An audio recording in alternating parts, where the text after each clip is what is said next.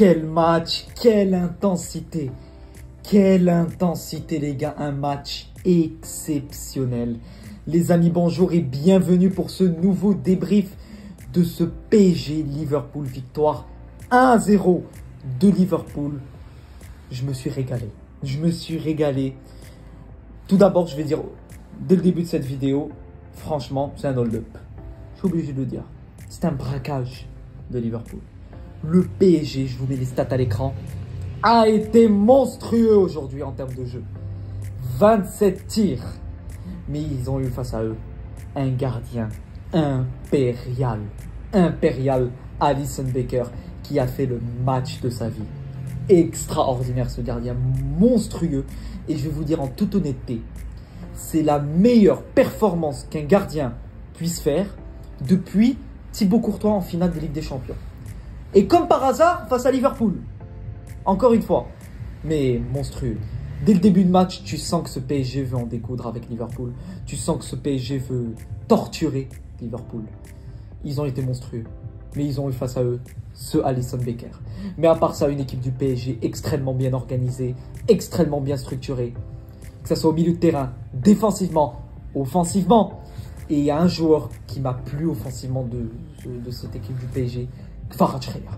Kvara, les gars, a fait un match extraordinaire. Un match de port masterclass de Kvaratskhelia. Malheureusement, il a eu face à lui ce gardien qui a fait la perf parfaite en Ligue des Champions. Surtout que tu as eu ce PSG qui ouvre le score.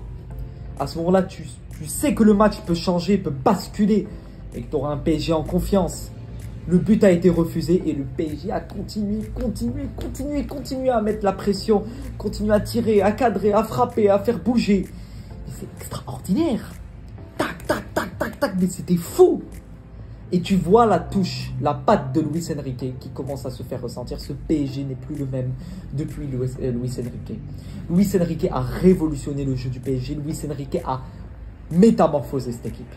Et franchement, chapeau à lui. Chapeau parce que franchement, il fait du très bon travail malgré la défaite. Parce que le PSG a vraiment produit du très beau football. Mais je vais vous dire la vérité, si j'étais entraîneur de Liverpool, je ne serais pas satisfait de mon équipe. Parce qu'avec un niveau, franchement, je vais vous dire la vérité, médiocre, le PSG qui a asphyxié cette équipe de Liverpool, Liverpool ne savait même plus quoi faire. Il n'arrêtait pas de perdre des ballons. Énormément de récupération au milieu de terrain de la part du PSG. Des replis défensifs également des attaquants. C'est ce que je demande aux joueurs du Real Madrid. Faire ce genre de repli défensif. Un João Neves, un Vitinha qui étaient là. Qui ont été solides.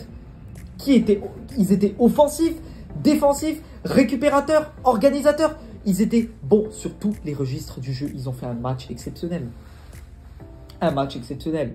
Mais comme je l'ai dit, le football, c'est certes, il y a de la domination, dominer n'est pas gagner. Et tu as eu face à toi une équipe qui a joué avec de l'expérience. Liverpool a de l'expérience. Cet entraîneur qui est Arne Slot, qui fait rentrer Elliott à la place de Mohamed Salah, qui a fait un match catastrophique. Salah, on l'attendait. Il n'a pas fait un match digne d'un joueur prétendant au Ballon d'Or. Honnêtement, Salah était invisible. Salah a tout raté. Et je pense qu'il n'était pas en confiance. Tout comme Kylian Mbappé hier. Il n'était pas en confiance dès le début de match, tu le voyais, donc automatiquement, tu n'as pas confiance dans ton match.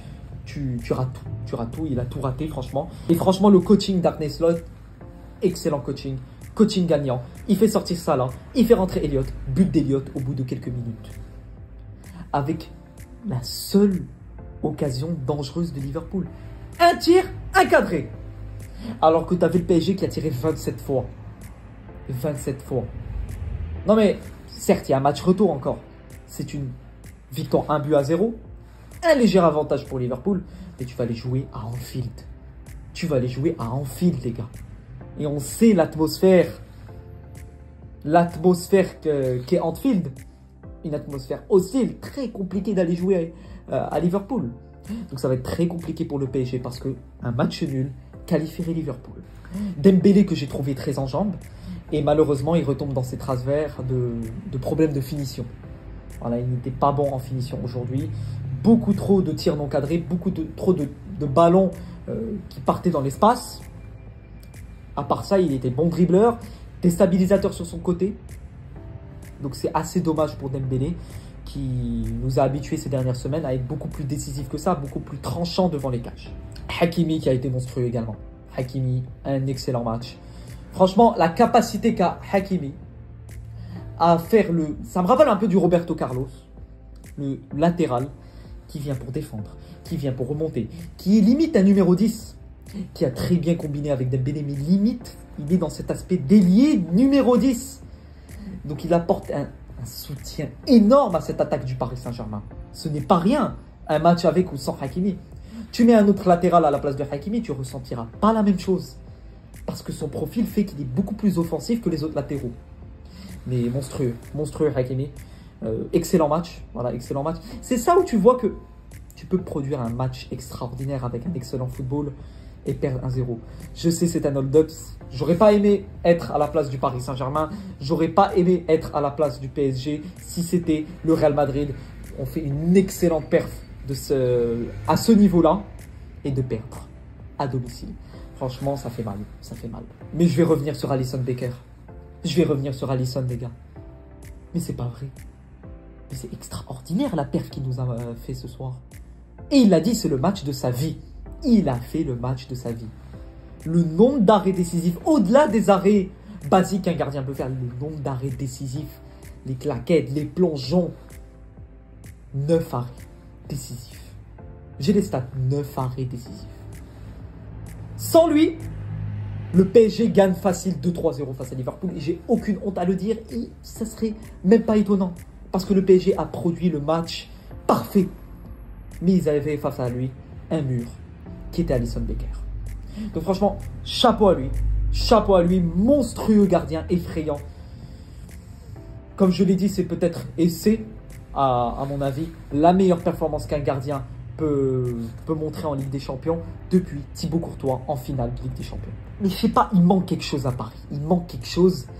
C'est décevant la vérité parce que tu produis un match qui est parfait, qui est intact, que ça soit tactiquement, offensivement, défensivement, tout est bien structuré et tu te prends ce but.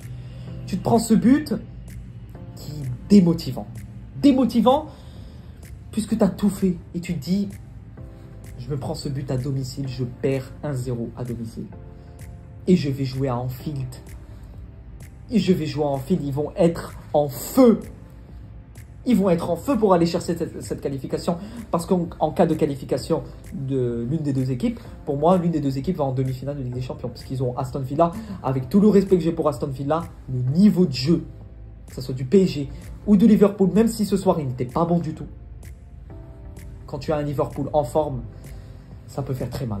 Donnarumma, malheureusement, sur le but qu'il prend, il n'est pas fautif. Je vais vous dire la vérité, il n'est pas fautif. Il touche le ballon, certes, il est à 2 doigts de le sortir. C'est ça qui est dégoûtant dans le poste de gardien de but. C'est que tu peux faire un match qui, certes, correct, voilà, tu n'es pas ridicule. Tu te prends un but, ton match il disparaît, tu es une autre personne. C'est comme ça le gardien de but, c'est injuste, c'est difficile d'être gardien de but, d'encaisser, parce que franchement, il faut avoir le mental. Il faut avoir le mental pour être gardien de but, il faut avoir le mental pour... Voilà, pour se relancer mentalement. Parce qu'un gardien de but qui enchaîne les performances, c'est très très rare. Le seul souvenir de gardien de but qui a enchaîné les performances, c'est Thibaut Courtois en 2022, la campagne du Real Madrid. Une finale mémorable, des arrêts face à Chelsea, face au PSG, en phase de poule. C'était un autre niveau Thibaut Courtois. Donc c'est là où je vous dis que le poste de gardien, c'est compliqué. La vérité, le joueur qui était le plus effrayant côté Paris Saint-Germain, c'était Kvara. Effrayant Kvaratskhelia. J'avais l'impression qu'à chaque ballon qu'il touchait, il pouvait envoyer un caviar, il pouvait un contrôle, un dribble, une entrée dans la surface, quelque chose. Les tirs qu'il a également, monstrueux. Monstrueux ce joueur. Et c'est un excellent joueur pour le PSG. Et voilà, il vient d'arriver cet hiver. Et ça peut le faire que du bien. On verra la semaine prochaine qu'est-ce qui va se passer. On aura cette fois-ci Liverpool-Paris Saint-Germain.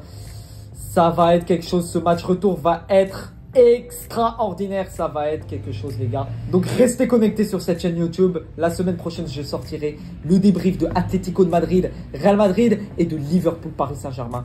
Ça va être quelque chose les gars. D'ailleurs le Barça qui a gagné, voilà, qui s'est imposé 1-0 à l'extérieur face à Benfica à 10 contre 11. Voilà, le Barça qui va aller à domicile, jouer cette équipe de Benfica avec cet avantage. Et on sait que Barcelone sait très bien gérer ce genre d'avantage en Ligue des Champions. Donc voilà les amis, on se retrouve la semaine prochaine. Dites-moi ce que vous avez pensé de ce match. Qu'est-ce que vous avez pensé du Paris Saint-Germain? Qu'est-ce que vous pensez? Qu'est-ce qui va se passer la semaine prochaine maintenant entre le Liverpool et le PSG? Est-ce que le PSG est capable de revenir, de se relancer? Dites-moi tout en commentaire. Et sur ce les gars, à vie et pour toujours, à la Madrid, in Adamas, et vive le football.